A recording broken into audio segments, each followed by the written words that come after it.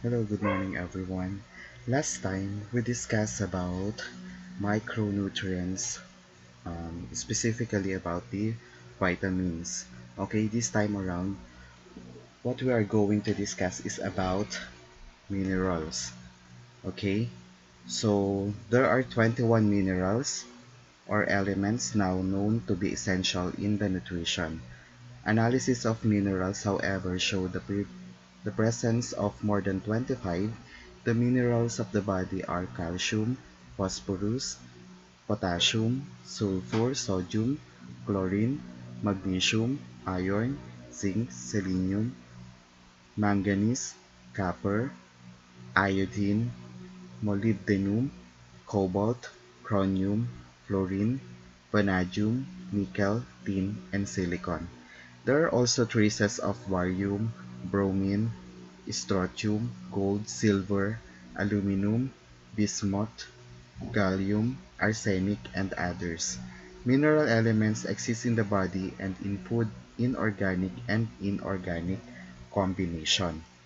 Okay, so what is our objective for this day? So to discuss various minerals essential to the body, its function, absorption, deficiency, and toxicities. Okay, minerals pertains to elements in their simple, inorganic form, but then again, it is very essential in our body because it really serves many important things in the function of our body. Okay, they are commonly referred to as mineral elements. Okay, in the case those present or required in the small amount, they are known as trace elements or the trace minerals. Okay, there are two types of minerals. We have the macro minerals and we have the micro minerals. Those who are referred as mineral elements, sila po yung tinatawag natin na macro minerals. And those who have in a small amount, they are called as trace elements or trace minerals. Okay? So don't forget that the micro minerals and the macro minerals. Okay? So these are the three major groups of the minerals. Okay? We have the major minerals. We have the calcium, magnesium, sodium, potassium, phosphorus, sulfur, and the choline. Okay?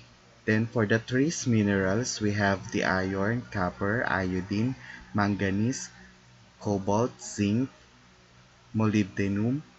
Okay, for the third group, we have the other trace minerals. Okay, we have the fluorine, selenium, chromium, and vanadium.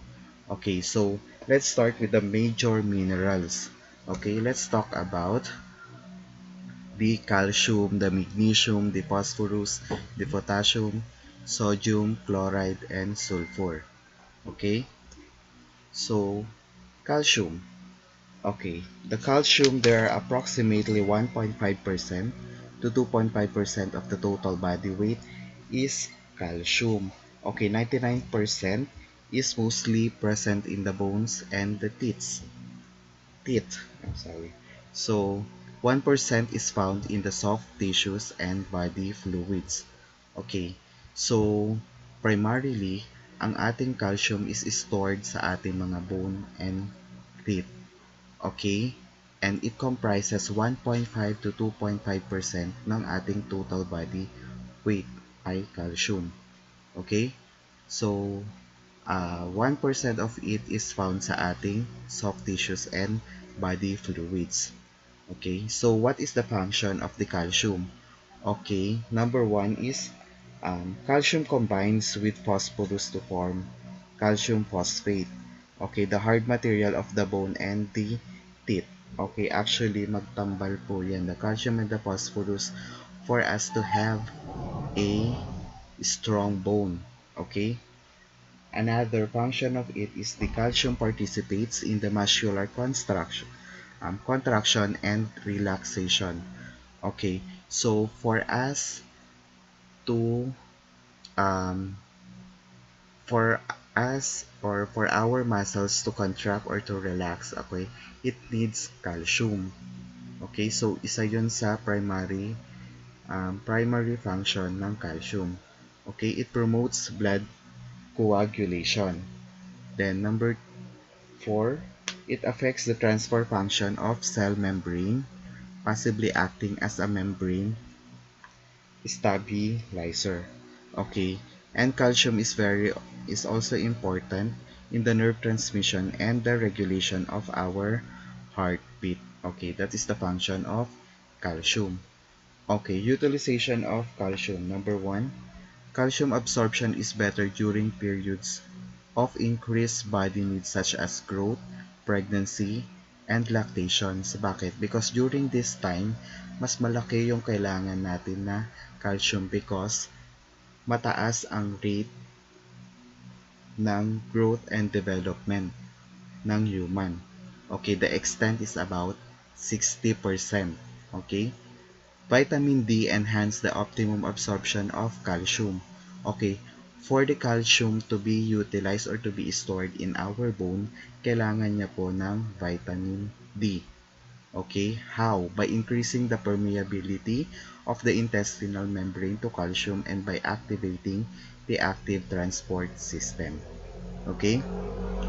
A low gastric pH or acidic favors the absorption of calcium, whereas hypochlorhydria or alkaline medium causes the precipitation of the minerals. Okay, so in the acidic form, sabi nila mas mataas yung absorption ng calcium. Okay, compared to alkaline medium. Okay, when we are using some alkaline mediums, okay, there is precipitation or nawawala yung minerals, specifically the calcium. Okay, a normal protein diet does not have any effect on the calcium absorption, but high intake of meat, as in the diet of the Western, like for example, those Americans, okay, increase the excretion of calcium in the urine. Even in lysine, arginine, and serine, increase the absorption by 50%. Okay? A high ratio of lactose to calcium is necessary for the formation of soluble complex which can easily be transported to and possibly across the intestinal wall. Another, the ratio of calcium and phosphorus is very important in the absorption of both mineral in infants, and a recommended level is calcium is to phosphorus is 1.5 is to 1. Okay, for adult, the ratio is 1 is to 1 is necessary for the better absorption. So, 1 part of the calcium and 1 part of the phosphorus. But then again, sa infant, mas mataas yung requirement natin ng calcium. So, 1.5 for the calcium and 1 for the phosphorus. Okay? So, oxalic and phytic acids interfere with the absorption of the calcium. So these acids or these solutions interfere the absorption of the calciums. Okay, so fats in excess may form insoluble soaps with calcium as evident by the presence of fatty acids. Okay, calcium and also fat solubles vitamin D in the feces. So a presence of fats in the stool is called steatorrhea. Okay, so this is specially observed in condition where there is a poor fat digestion, as in sprue and steatorrhea. Okay, so anything that may cause an increase in GI motility like laxatives and foods high in bulk may reduce the rate of passage of food in the intestinal tract, causing the decrease in the absorption of the calcium. Okay, another utilization, lack of exercise. Okay, so malaking bagay yung exercise natin for us to absorb calcium sa ating bone. Okay, lack of exercise may cause a loss of bone calcium and reduce ability to replace it. Another, mental stress or emotional instability have been found to decrease calcium absorption. So, um, yung ating mental condition can also cause yung absorption natin ng calcium. Alcohol intake for those who are alcoholics, okay, may cause decreased calcium absorptions. Kaya nga, mostly for the alcoholic, medyo brittle yung kanilang mga buto because of lack of calcium in their bones. Okay, for those who are coffee lovers, okay, caffeine increase urinary calcium excretion. So, if you are fond of drinking coffee, ano, so there is a increase in the excretion of the calcium through the urine. Okay, so ito ang statistics dito. 1 cup is equal to 6 milligram of calcium excretion. Kaya medyo mataas. Okay, ano ba yung mga food sources natin ng calcium? Okay, number 1. Okay, ito mo sa vegetable natin, we have the collard, broccoli, spinach, okra, um, boy choy. For the legumes, we have the white beans, chickpeas, red beans. For the fruits, we have orange, raisin, and we have the dairy products, of course, the cheese, almond milk, milkshake, whole milk, and we have the seeds and nuts. We have sunflowers, sesame, and chia, almonds, hazelnut, walnuts, eggs, of course, tofu, seaweed, sardines, and shrimp. Okay?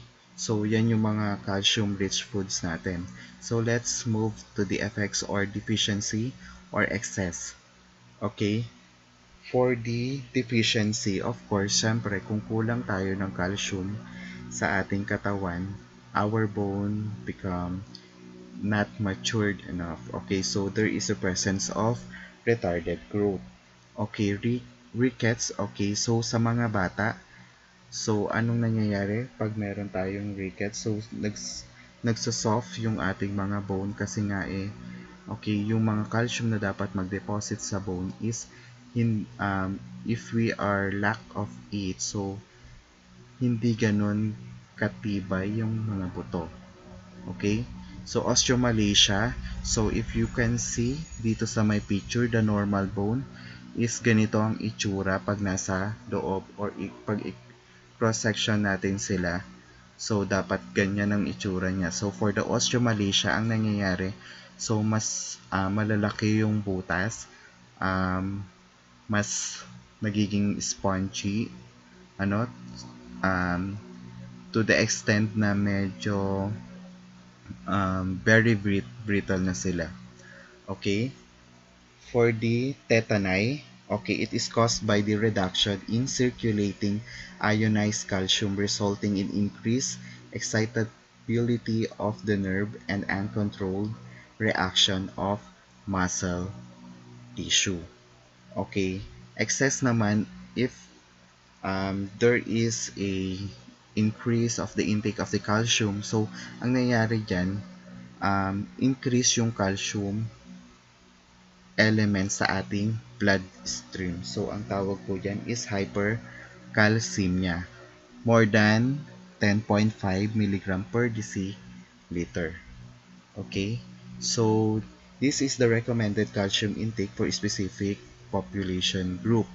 Okay, the infant, okay, we have birth, less than 6 months, we have 65 milligram per day. For the 6 to 12 months, we have 80 milligram per day. For the children, 1 to 3, 160 milligram per day. 4 to 6, 200 milligram per day. 7 to 9, we have 300 milligram per day.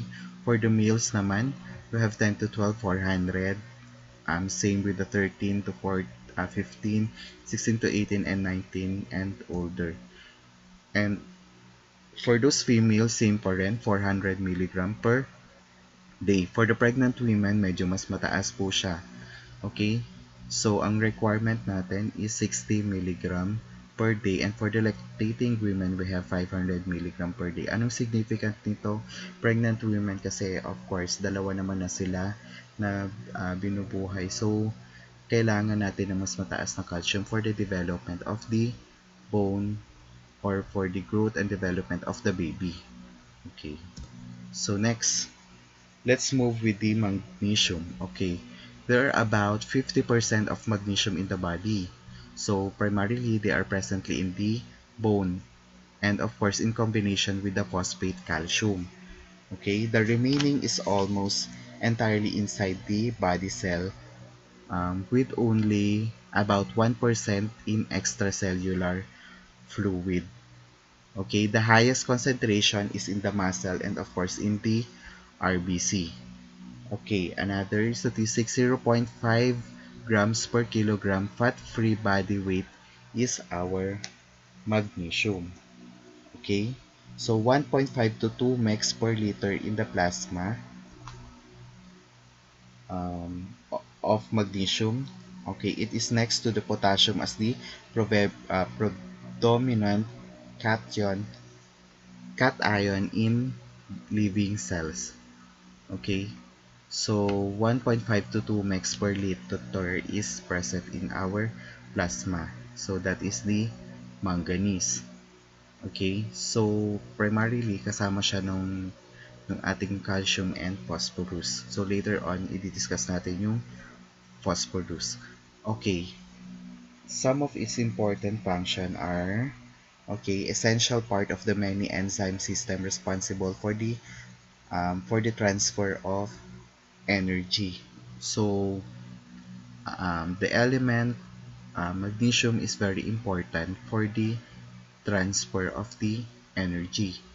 Okay, so it is the core of the chlorophyll molecule, thus making it important for the photosynthesis reaction in the plant. So very important siya sa photosynthesis activity ng ating plant. Okay, so it is also essential in the cellular metabolism as evidenced by a high level of intracellular magnesium in metabolically active muscle tissue and liver. So, very important siya sa ating cellular metabolism.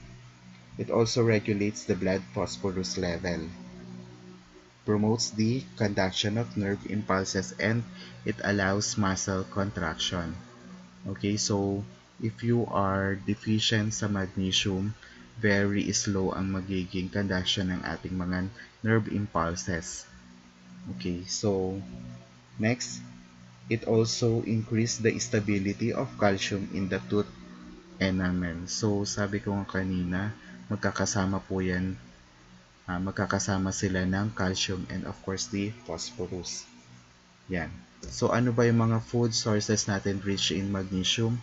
Okay, we have nuts, soybeans, meat, milk, cocoa, seafoods, whole grains, dried beans, peas, and of course the green plants. Okay, the effects of deficiency or excess.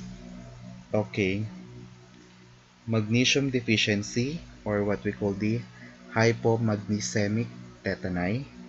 Okay, has been observed among the infants and children suffering from kwashiorkor and disease characterized by intestinal malabsorption, prolonged diarrhea or vomiting, and alcoholism.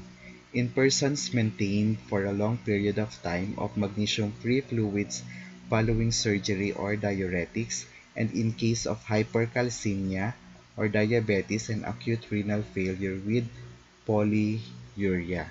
So, polymagnesemic tetani, ito yung decrease in the magnesium of the body. Okay. So there are certain conditions attributed to this kind of condition. So if you are suffering from kwashiorkor or if you have diseases like the intestinal malabsorption, alcoholisms, and of course if you are undergoing surgery or diuretics or some diuretic treatment.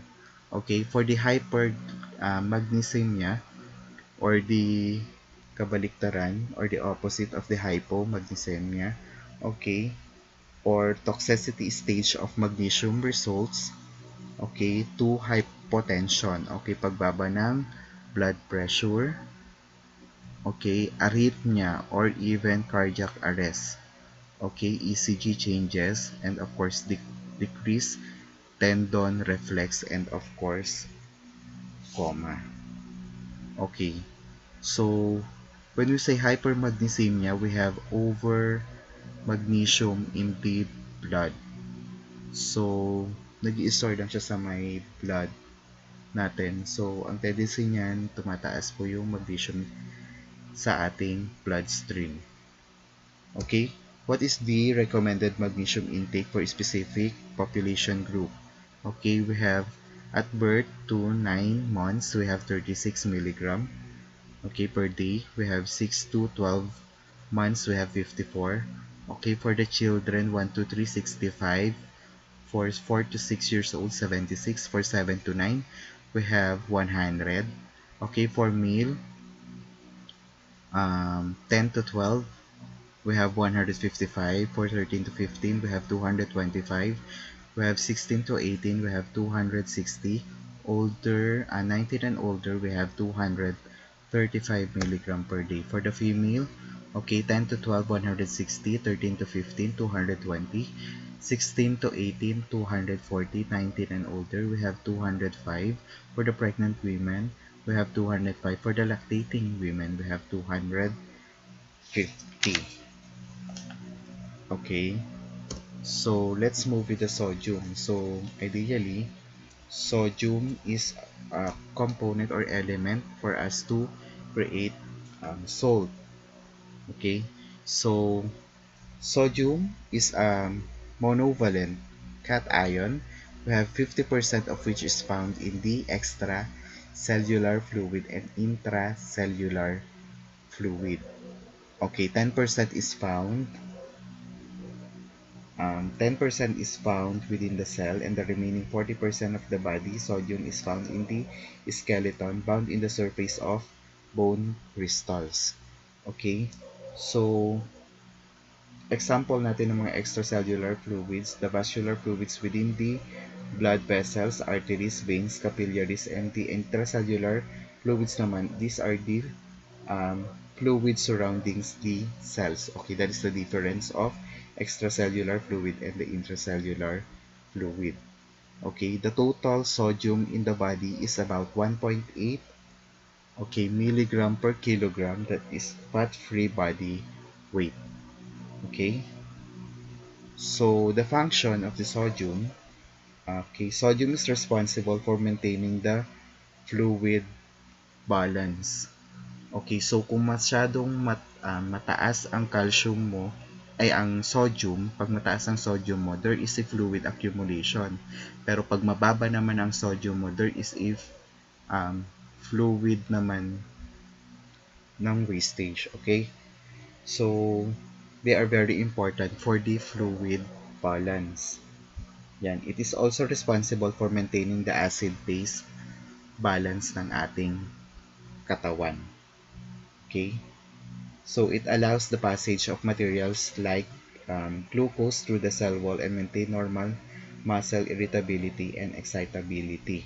So very important siya para makapasok yung glucose, okay, to the cell.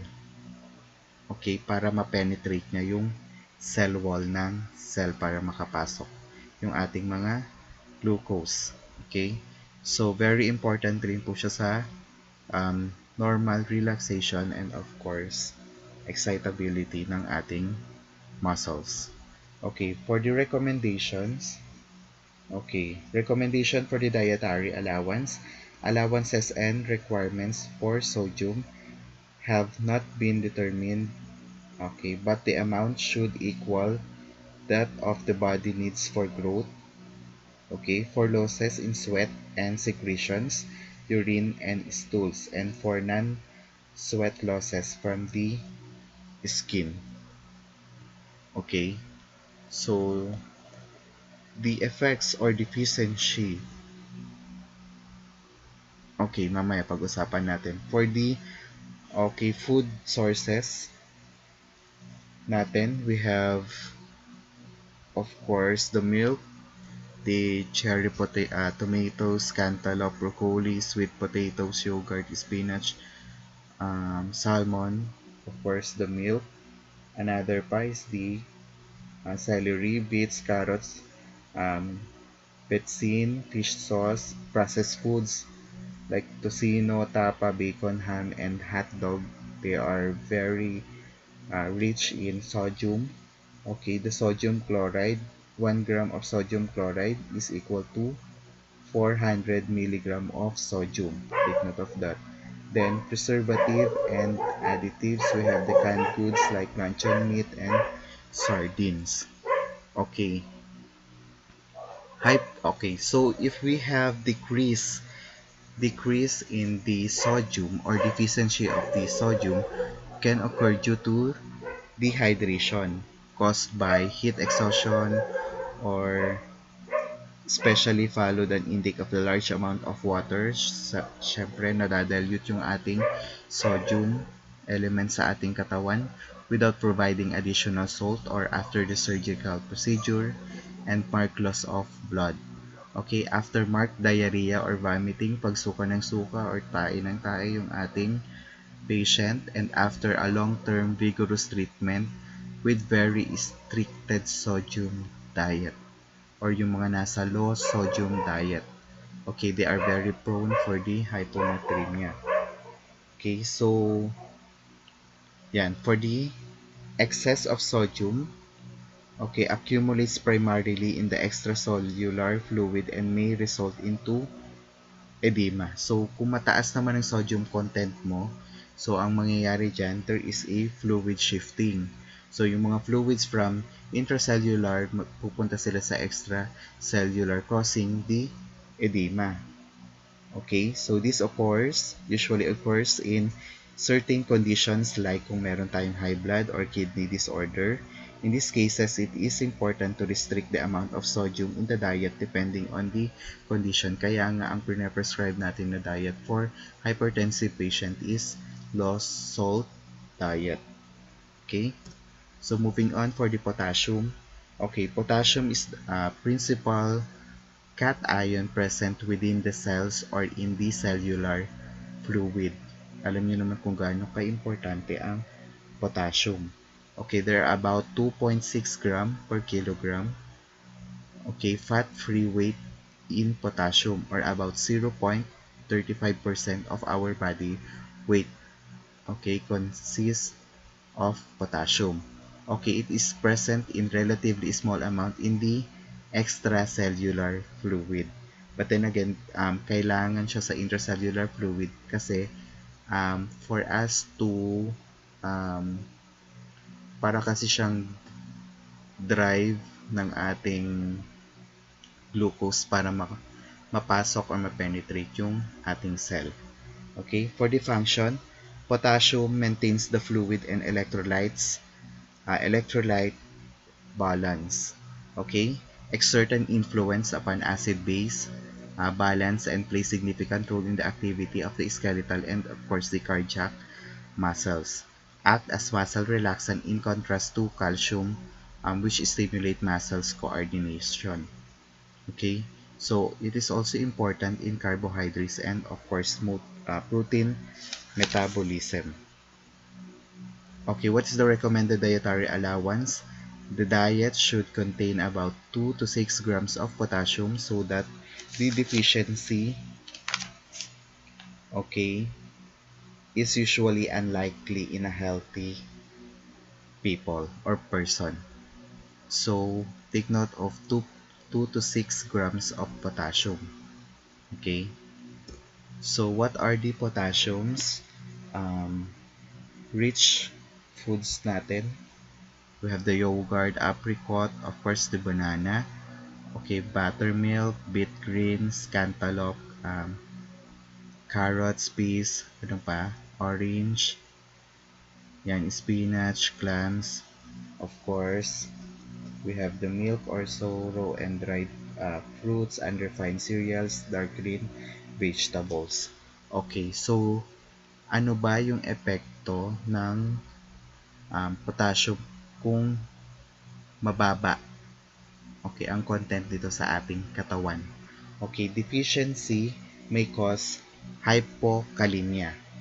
Okay, hypokalemia or low in the serum potassium.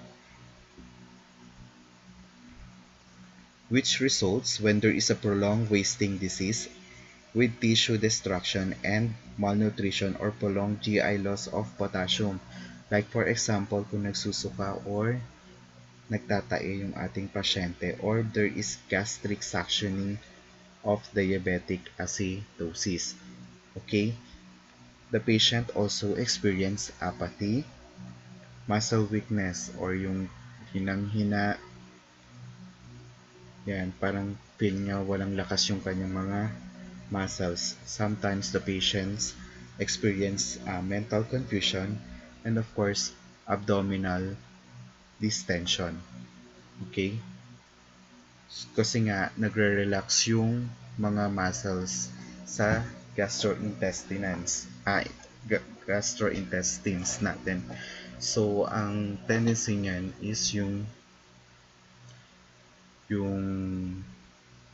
paglaki or pagiging bloated ng ating abdomen or magdi-distend po siya. Okay?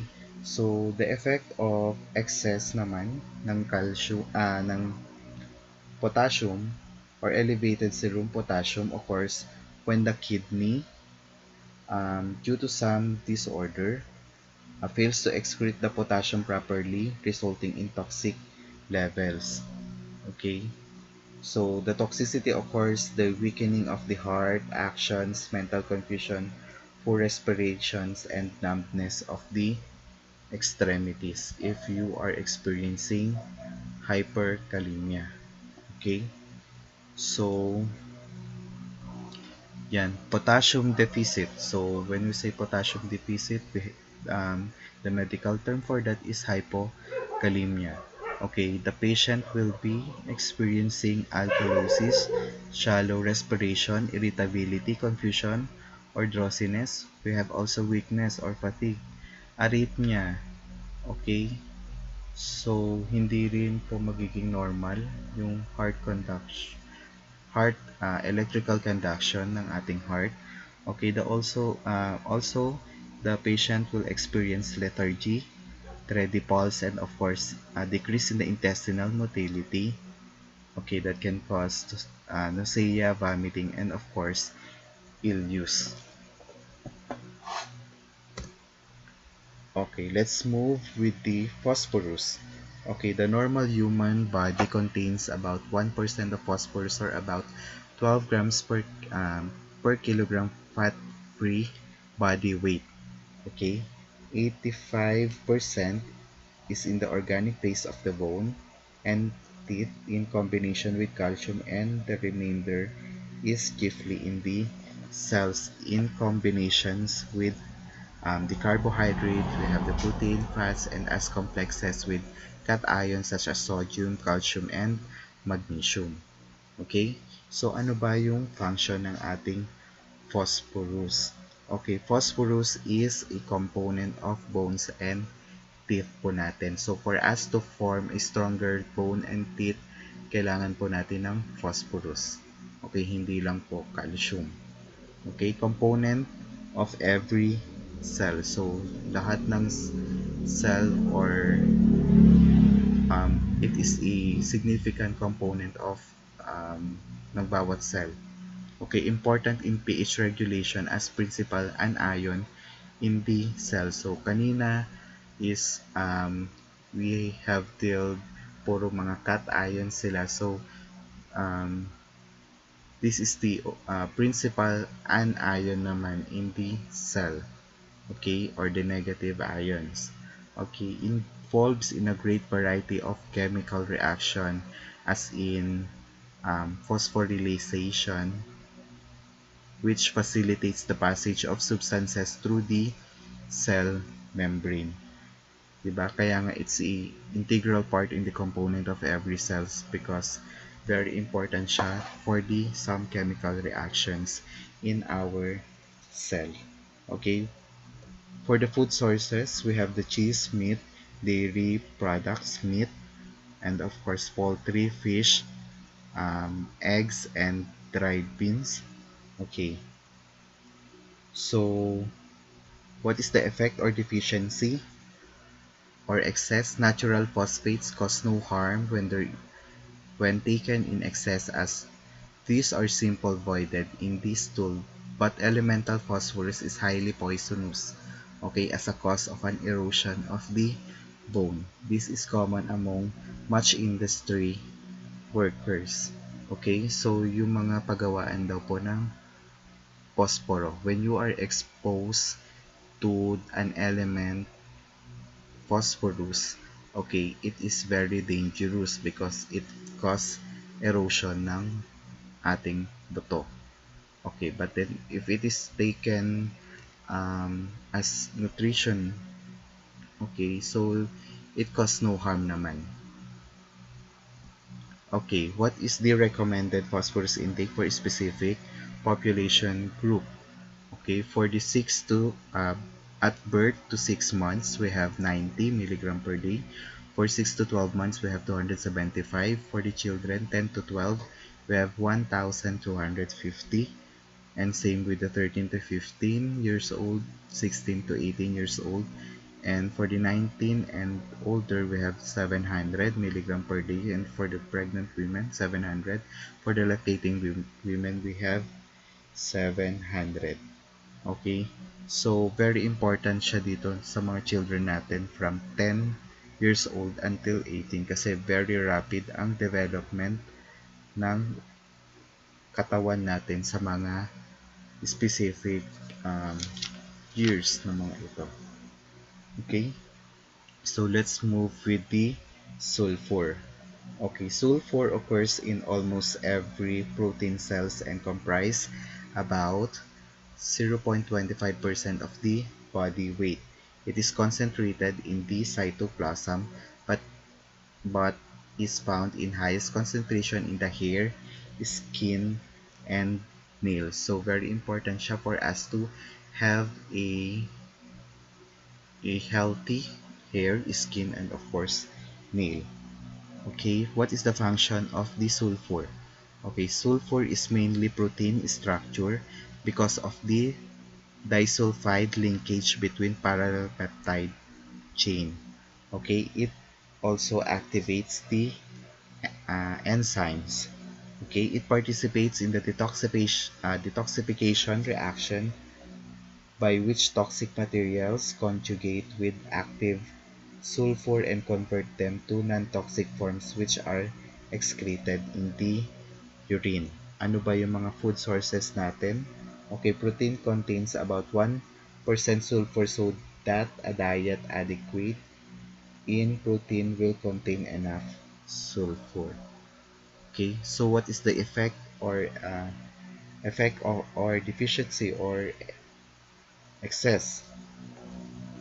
Okay, a hereditary defect in the tubular reabsorption of amino acid cysteine, okay, may lead to excessive excretion of the urine causing cystinuria.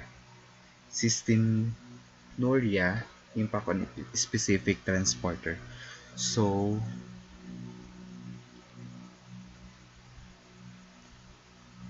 yeah. However, repeated production of the cysteine in the kidney also causes the formation of cysteine kidney stones. Okay, let's move with the chlorine. So, it's also a major anions in the extracellular fluid. Okay, the CSF fluid has the highest concentration of chlorine. Okay, yung ating CSF fluid, cerebrospinal fluid natin. The normal range for plasma level is from 95 to 105 mg per liter or 340 to 370 milligram per 100 ml. A relatively large amount of ionized chlorine is found in the GI secretion as hydrochloric acid. Okay, it may also be found in some extent within the cell. That is the component of chlorine in our body. So, ano bang function ng chlorine natin? Mine-maintain po niya ang fluid and electrolyte balance and of course the acid-base balance ng ating katawan. It contributes the acidity necessary in the stomach or yung ating hydrochloric acid necessary for the digestion. Okay? So, food source natin, of course, the table salt. The table salt we have kasi comprises po siya ng sodium and chloride. Okay, so yun ang good source natin ng chlorine. So, effect of deficiency. Okay, alkalosis. Results when there is an excessive loss of chlorine ions from the gastric secretions during continued vomiting, diarrhea, or tube drainage. So, ano ba yung mangyayari sa atin if we are experiencing alkalosis? Okay, we have the restlessness followed by lethargy or yung parang aantok-antok.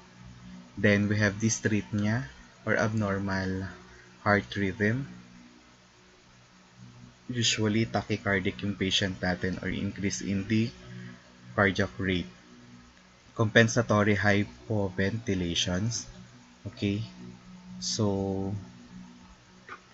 we have confusion or decrease in the level of consciousness. Yung patient natin is dizzy, mahiluhin, and of course irritable, suka ng suka, nagvomit, nagtatae. The patient is also experiencing tremors, muscle cramps, tingling of the fingers and toes, and of course the patient will also have experienced the hypokalemia. Okay, so yun yung nangyayari sa metabolic alkalosis or if there is deficiency in the chlorine in our body.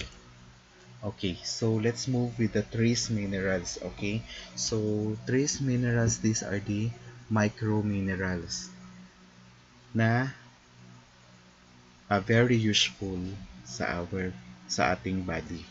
Okay, number one is the iron. Okay, the body weight contains about 75 milligram per kilogram fat-free body weight of iron. Okay, this is about 3 to 5 grams. Okay, the amount varies with age, okay, sex, nutrition, general health, and the size of iron stores. Okay, of this amount, we have 60 to 75% is present as part of the hemoglobin and 5% as myoglobin. Okay, the muscle hemoglobin. Then about 26% is found in the liver, spleen, and of course on the bone marrow. Ano ba ang function ng ating iron? Okay, it serves as a constitute or constituents of hemoglobin and myoglobin. Okay, iron serves as a carrier of oxygen needed for cellular respiration. 'Di ba? Kung mababa ang iron mo, is mababa yung absorption mo ng oxygen sa katawan. Okay, so usually, so sino ba tong mga nag ano ba yung mga certain conditions natin na mababa ang iron? 'Di ba? Usually yung mga anemic patients natin, mababa ang kanilang iron content. So ang tendency niyan is mababa rin po ang absorption ng oxygen sa katawan. Okay? Iron is very important or necessary, okay, for the hemoglobin formation. Okay, it is an active components of tissue enzymes involved in the conversion of beta-carotene into vitamin A. So, kino-convert niya ang beta-carotene into usual vitamin A. Okay, it is also important in the synthesis of purines and of course antibody productions, collagen synthesis and other functions associated with the respiratory chain. Okay, for the utilization, iron in ferrous form is better absorbed than in the ferric form, although both forms may be absorbed. Okay, for us to utilize iron, sabi nga niya, mas maganda daw if it is in the form of ferrous form.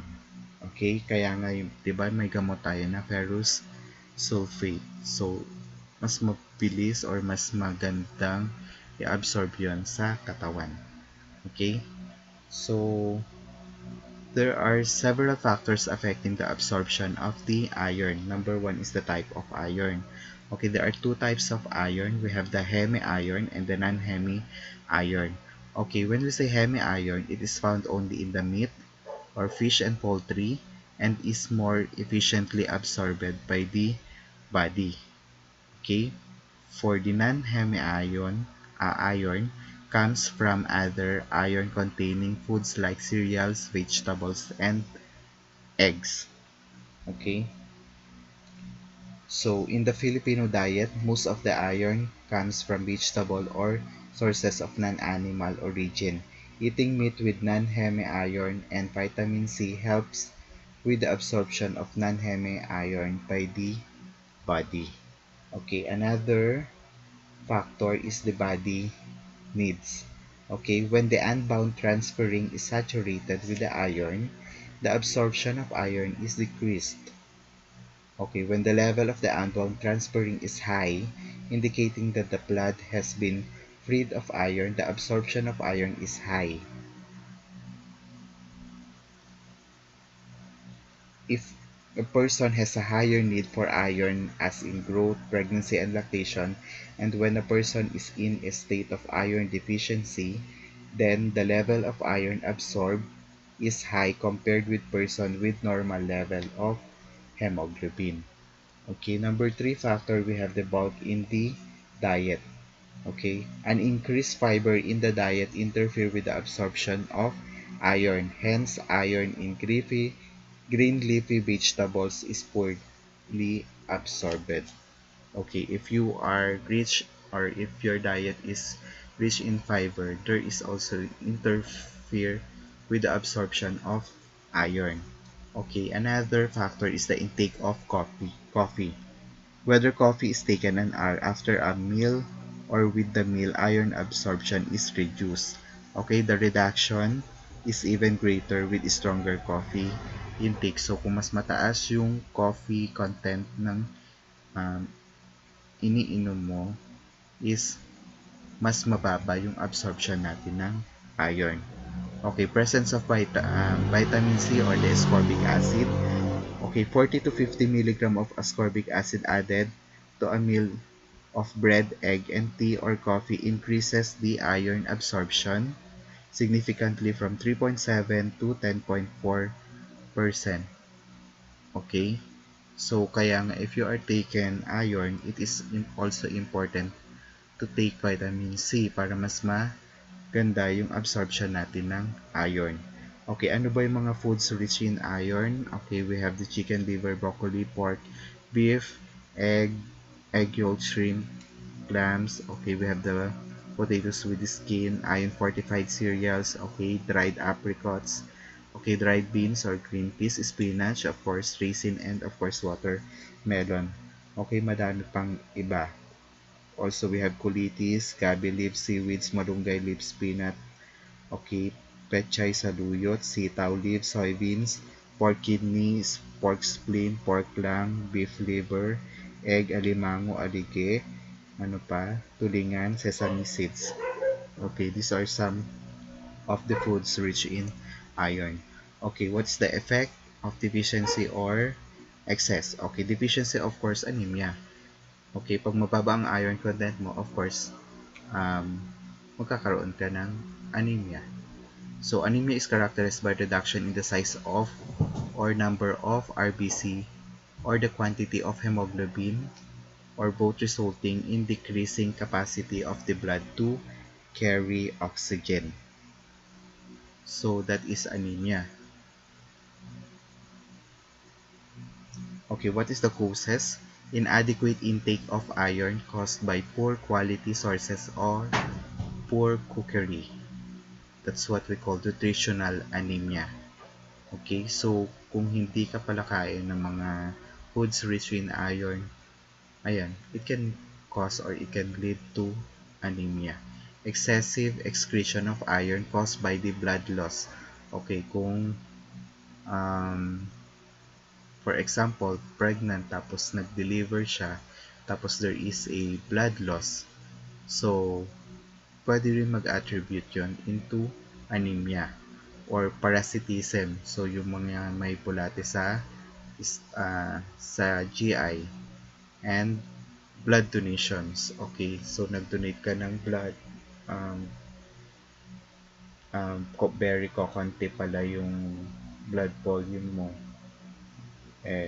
so you will experience the hemorrhagic anemia. Okay, so inadequate formation of the RBC because of vitamin B12 deficiency caused by the lack of intrinsic factors. So kung mababa ang iyong vitamin 12, so it can also lead to anemia. Ano ba yung mga classical symptom natin ng anemia? We have the pallor, yan, nagiging pale yung skin, easy fatigue or fatigability, madali kang mapagod, dizziness, palagi kang nahihilo, insomnia, hindi ka makatulog sa gabi, okay, and of course, lack of appetite. So, kung mataas naman ang iron sa ating katawan, so ano naman yung magiging effect nito? So, we have hemosiderosis or excessive amount of ferrous or iron in the body. Okay, caused by excessive iron intake through the use of supplements. Okay, so kung hindi mo naman kailangan mag-iron supplement, no need naman for you to take iron supplements. Okay, failure of the body to regulate iron absorption, which is more genetic in nature or hereditary in nature. Okay, so it is also common for those who cook uh, foods in iron pots, and of course infant if iron supplements are given in amounts more than what the body needs. Okay, nagkakaroon ng overdosage, or if there is a multiple blood transfusion. Okay, so ito yung nangyayari sa ating katawan. Okay, it may lead into the liver cirrhotic and brown. There is skin pigmentation. Okay, iron deposits chiefly to the liver cells, bile duct, epithelium, and fibrous bands, less in the cap, Kapper cells. Okay, so the spleen may also enlarge and slightly brown. Then the heart is also pigmented. Pancreas is also pigmented, and there is also gastric mucosal pigmented. Okay, so yan yung nangyayari sa ating katawan if we have excess in iron. Okay, hemochromatosis is a transmitted disease in which patient absorb unusual large amount of iron and stores them in tissues that normally does not store iron. So this is the example of hemochromatosis, yung sa may kamay, or the bronze diabetes. Okay, the body absorb excess iron from the food. It also called bone diabetes as it can lead to darkening of the skin and hyperglycemia. Okay, the recommended iron intake for a specific population group, we have for the birth or 0 to 6 months, we have 0.38. For the 6 to 12, we have 10.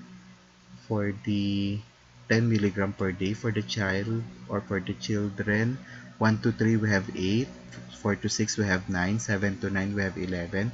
For the males, 10 to 12 we have 13, 13 to 15 we have 20, 16 to 18 we have 14, 19 to 64 we have 12, 65 to older we have 12 also. For the female, 10 to 12 we have 19, 13 to 15 we have 21, 16 to 18 years old we have 27, 19 and older.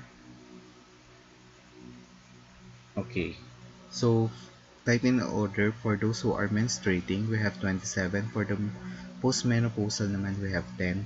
For 65 years old and over, we have also 10. For the pregnant women, okay, so for the first trimester, 27, and gradually it increased into 37, and finally on the third trimester, we have 38. For the lactating women, for those who are amenorrhea, okay, so 27. So for those who are menstruating, we have 30 milligram per day. Okay, So let's move with the copper. So all tissues in the body contains traces of copper. Large amount are found in the liver, brain, heart, and of course in the kidney. Okay, ano bang function ng copper sa ating katawan? It is very essential in the formation of hemoglobin. It also promotes on the absorption of iron from the GI and the transportation of such from the tissues to the plasma. It is a valuable catalyst in oxidation and reduction mechanism of living cells as well as constituent of several of the oxidative enzymes for the amino acids. Okay, so very important siya for the oxidative enzymes for our amino acids. Okay, another, it also helps maintain the integrity of the myelin sheet surrounding the nerve fibers. So for us to have a better nerve impulse, okay, dapat retain natin yung integrity ng myelin sheets natin. Okay? So, part of the tyrosinase, okay, which involves in the formation of melanin pigment of the hair and of course the skin. Ayan, it is also help in the bone formation. Okay, ano ba yung mga food sources natin dyan? So, organ meats, shellfish, nuts, cocoa, cherries, mushroom, whole grain cereals. We have also green leafy vegetables, eggs, beans, and of course, peas. Okay? So, what is the effect or deficiency or excess? Okay, for the deficiencies, syempre, kung mas mababa yung content natin ng copper, di ba sabi nga natin, it gives pigment to the hair and skin. So, the pigmentation of the skin and hair. Okay? Patient will experience CNS abnormalities. Diba, sabi nga natin kanina is very essential for the maintaining of the integrity of the myelin sheaths. Okay, hypotonia and of course hypothermia or yung mababa yung temperature, chronic microcytic anemia, and of course skeletal mineralization in the infant and the child. Okay? For the excess naman, the patient will experience Wilson's disease. Okay? Excessive accumulation of copper. Okay? Causing, ayan, Kaiser Fleishman rings, okay, liver cirrhosis and osteopenia. Okay.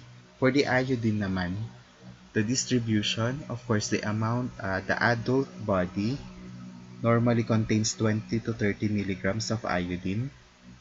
Okay, about 70 to 80% or about 8 milligram is concentrated in the thyroid gland. Okay, primarily talaga nakikita siya sa thyroid gland natin. And the rest is widely diffused throughout all tissues, especially in the ovaries, muscles, and of course, blood. Okay, ano ba ang function nitong iodine na to? Iodine is needed for the production of thyroid hormones. Okay, so it is an element required for the synthesis of the thyroxine. So, one of the thyroid hormone. Okay, so ano ba yung mga food sources natin? We have the seafoods, okay, seaweeds, iodized salt. Yan. There is also in the dairy products, yogurt, bananas, boiled eggs, of course cheese, cranberries, baked potatoes. Okay? So, effects of deficiency. Yan. So, the patient will experience goiter or there is a enlargement of the thyroid gland. So, yan ang nagiging effect niya from the healthy thyroid then going to the goiter or nag-i-inflame yung ating thyroid cells. Okay? Or the thyroid gland. Okay, pag mababa ang iyong iodine sa katawan. Okay, also we have cretinism. Okay, cretinism is caused by insufficient iodine intake of a mother during pregnancy, which deprives the fetus of the nutrients and the baby born becomes a cretin. The child suffers from hypothyroidism, is physically dwarfed, yan, para silang mga dwarf, okay, is mentally retarded, and has thick, um, pasty skin and protruding abdomen. So if you can see on the picture, so ganyan yung itsura nila. So for those who are suffering from cretinism, there is a lack of thyroxine from birth or before birth, or could be from lack of the thyroid gland or lack of iodine in the mother. There is also severe and irreparable mental defect or mental retardation. There is stunted growth. There is a reduced growth and function of some of many organs. Okay? So myxedema naman. Myxedema, adults who have had problems with the low iodine intake throughout their childhood and adolescence. So, ganito ang nagiging itsura ng myxedema dito sa may lower part ng picture. So, hair dry, coarse, sparse, okay, lateral, eyebrow thin, periorbital edema, puffy, dull face with dry skin. Okay, so pag mababa pa rin yung iodine natin sa katawan, it is usually experienced throughout the childhood and of course adolescent. Okay, so yun yung effect ng deficiency ng iodine. So the iodine con recommended is of course from birth to 6 months we have 90, same with the 6 to 12 months. And of course, 1 to 3 years, 90 then. 4 to 6, 90. For 7 to 9, for the child, we have 120 microgram. Same with the males, 10 to 20, 10 to 12. And of course, for the 13 to 15 years old, 150. Same with the 16 to 18 years old. 19 or older, 150 then. Then, of course, for the female, 10 to 12, we have 120. For the 13 to over, we have 150 microgram per day. So for the pregnant women, we have 200, same with the lactating women. Okay, so let's move on with the manganese. So manganese is the only about 10 to 20 milligram of manganese is present in the adult body.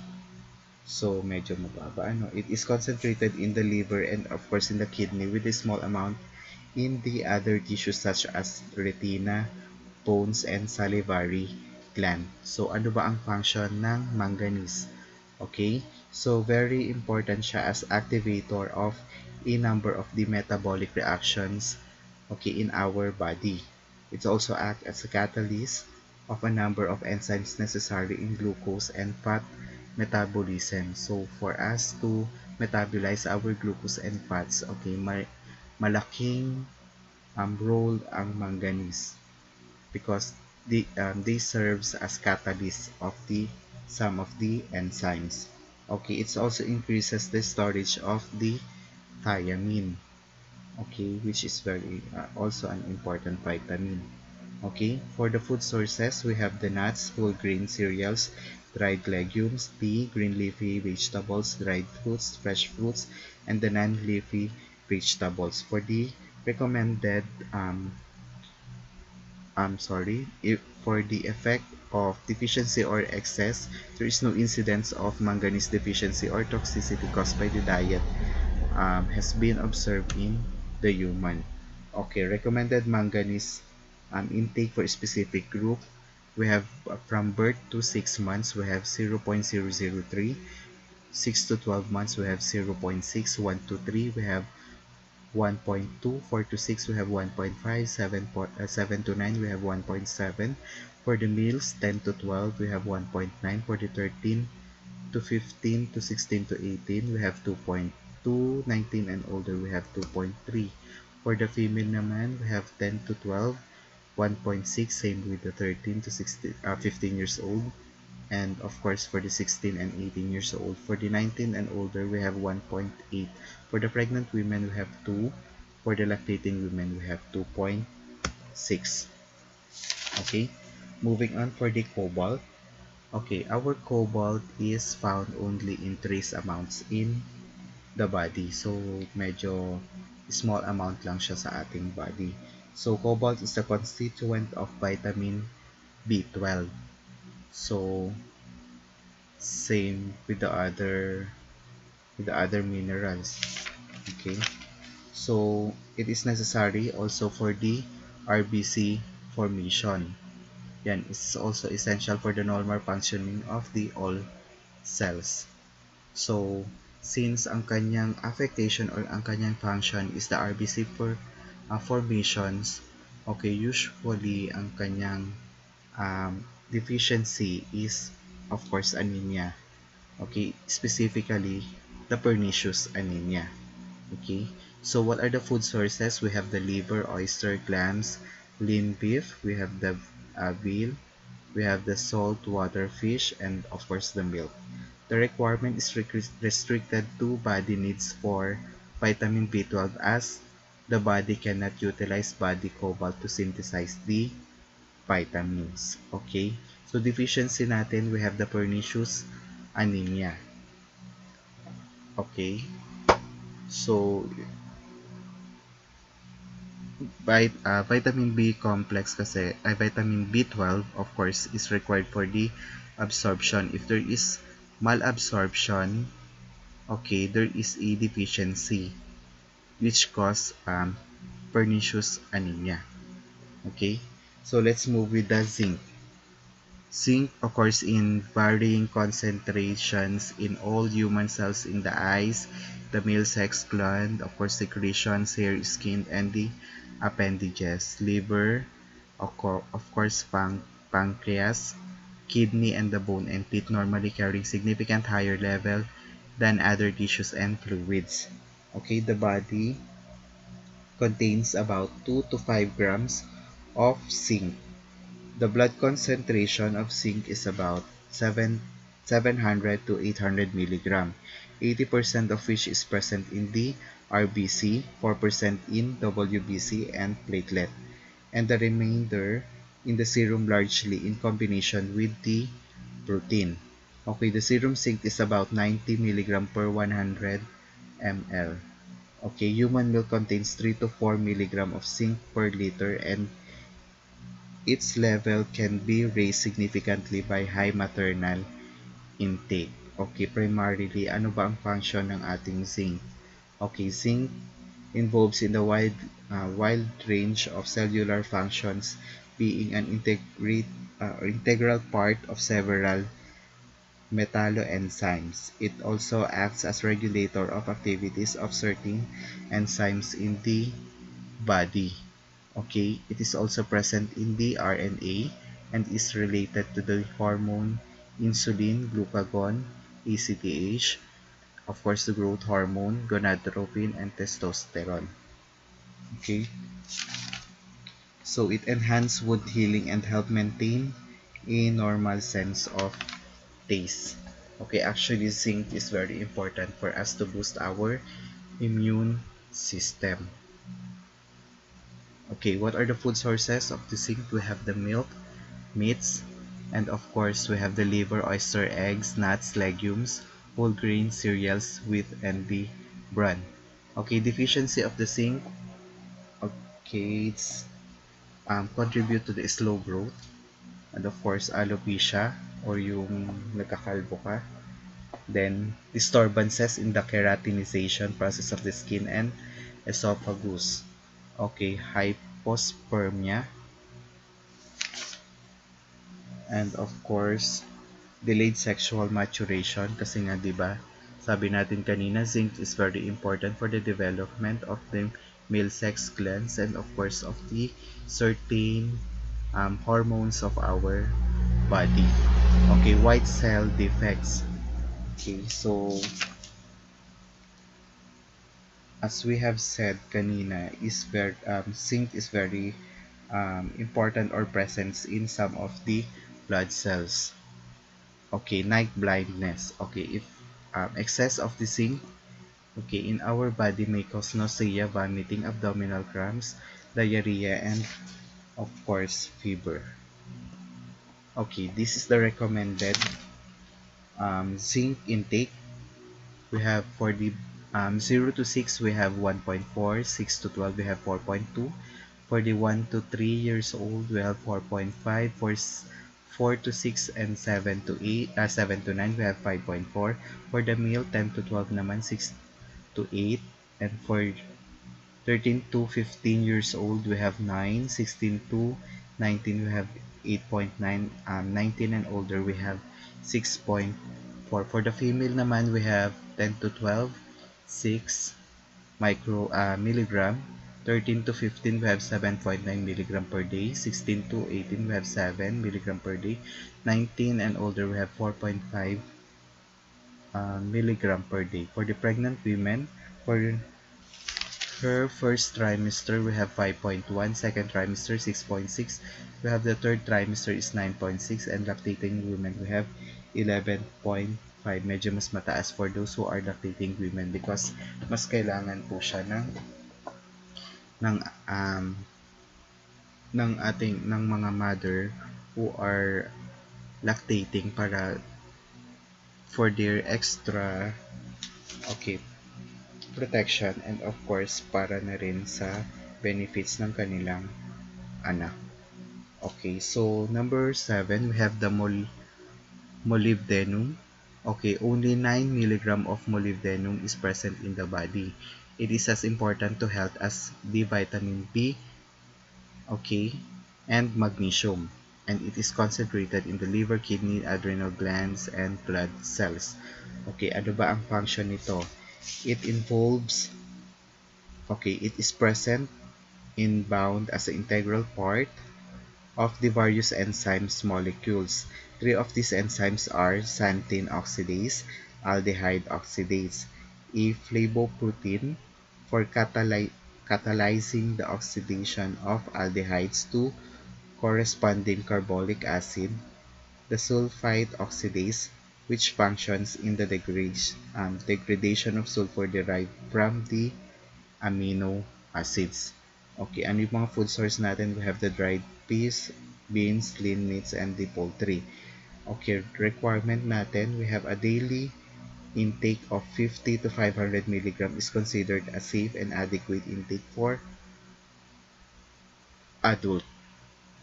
Okay, effects of deficiency, we have headache, irritability, night blindness, lethargy, abnormal metabolism of sulfur containing amino acids. Ayan. So, very important kasi siya in degradation of sulfur derives in the amino acids. Okay, abnormal degradation of course, nucleic acids. Okay, so there are some other trace minerals. Yan. So, other trace minerals considered as micro minerals found in our body in small amounts. Okay, so fluorine is found primarily in the bones and teeth and trace amounts in the thyroid glands and skin. Its function is forms a more stable compound in the dentin and enamel of the teeth, thus reducing dental caries and minimizing bone loss.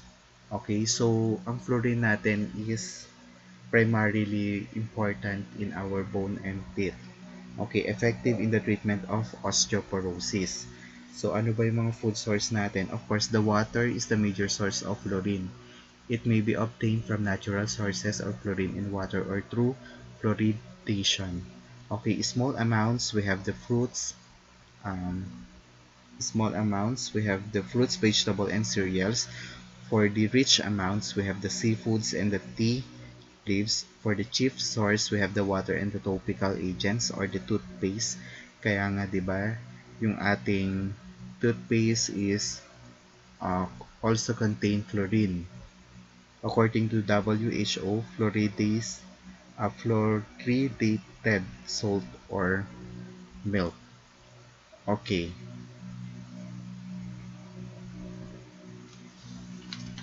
so next is the role of fluorides in the nutrition and dental health. Okay, it affects the development of the oral cavity as well as progression of diseases of the oral cavity. So it gives protection for our teeth from the dental caries, and of course it promotes development of the oral cavity. So nutrition plays a major role in craniofacial development and prevention of oral infections and oral cancers. Okay, so prevention of cavities by fluoride. Fluoride concentrates in the growing bones and developing teeth in children helps harden the enamel. So pinapatigas niya yung enamel sa ating sa teeth ng mga baby and adult teeth before they emerge. Okay? Help harden the enamel on adult teeth that have already emerged or yung mga lumabas na. Okay? So, effect of deficiency or excess. So, deficiency, so since fluorine is very important sa ating teeth or oral cavity, so deficiency of it may contribute to development of dental caries. Okay, excessive naman, we have the dental fluorosis. So, if you can see on the picture, yan, there is the melting of the enamel, 2 to 8 parts per million. So, kung ganun kataas yung kanyang fluorine sa katawan, 2 to 8 parts per million. So, osteosclerosis, if it's, we have 8 to 800 parts per million yung fluorine natin sa katawan. Growth depression naman, if we have 50 parts per million or more. Then, fatal poisoning if there is extremely high level of fluorine. Okay? So, distribution of fluorine. We have teeth and skeletons have the highest concentrations of fluorine due to the affinity of fluoride to calcium. Fluoride content of teeth increases rapidly during early mineralization period and continues to increase with age but at a lower rate. Okay, this is the recommended fluorine intake for specific population group.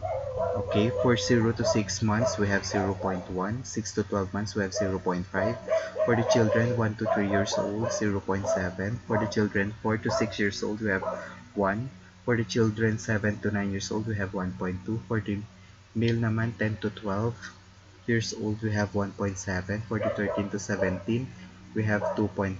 For the 16 to 18, we have 2.9.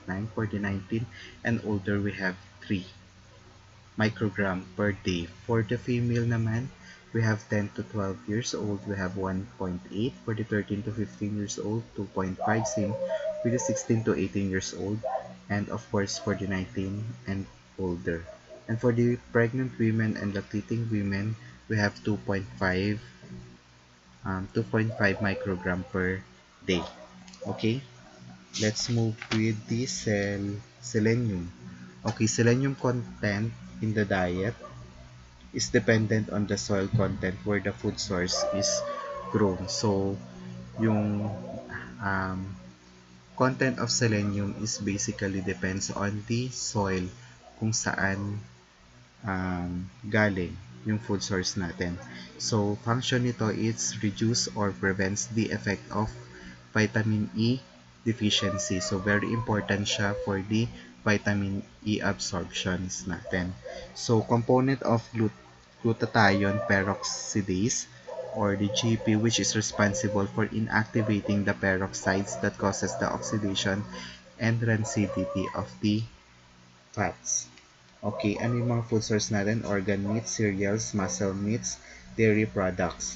So, deficiency nito, the patient will experience muscle pain and tenderness, pancreatic degeneration, and of course, hemolytic anemia. Okay, for the chromium, we have the fetal body content of chromium is about 6 to 10 milligram. Okay, so the function is raises abnormally low fasting blood sugar level and improves faulty uptake of sugar by body tissues. It also stimulates the synthesis of fatty acids and cholesterol in the liver. Okay, so ano ba yung mga food source natin? We have the corn oils, clams, whole grain cereals, vegetables, and of course the meat. Okay, daily requirements. Okay, for the normal adult, we have 50 to 200 microgram per day. Okay, so for the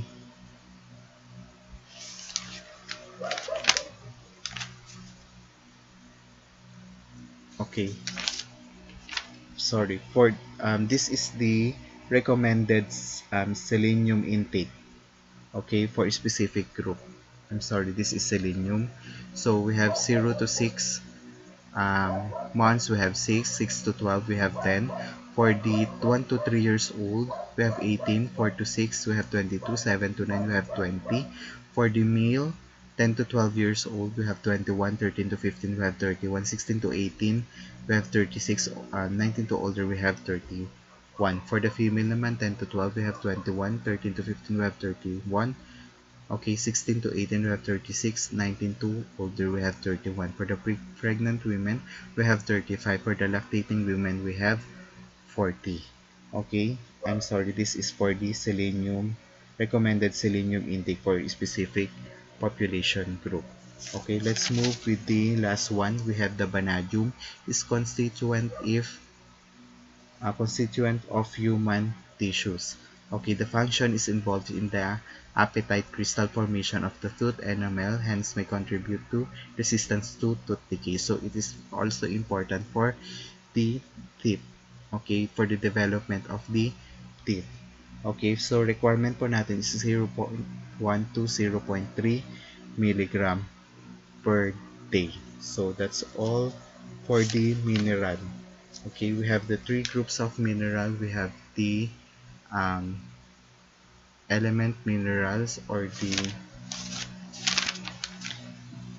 the major minerals. We have the macro minerals. Okay, for the trace mineral or the micro minerals. Okay, so we have